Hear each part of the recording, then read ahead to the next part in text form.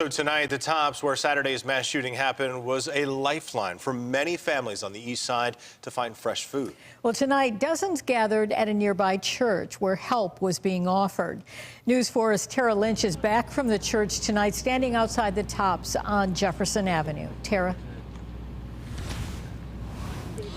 Yeah, Dave and Jackie were here on Jefferson Avenue, and the investigation still ongoing behind me, but it is a very quiet scene tonight, the quietest I've seen it since Saturday afternoon when we got here at 3 p.m. But at that church today, the community was trying to lift each other up. Food distribution sites have been popping up across the east side to address what many are calling a food desert.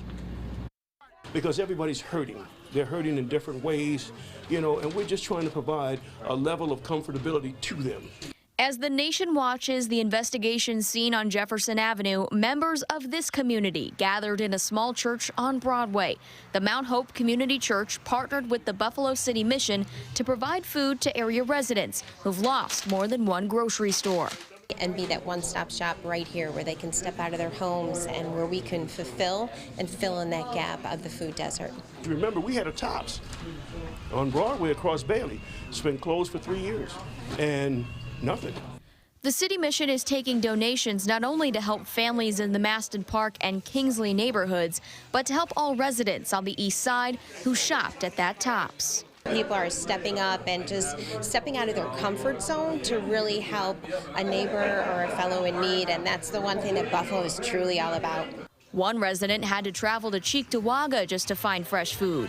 I had to catch the bus, and then I'm watching and seeing who on the bus that looks strange. You don't know who is what. Then when I get off the bus, I'm praying as I'm walking up to Tops.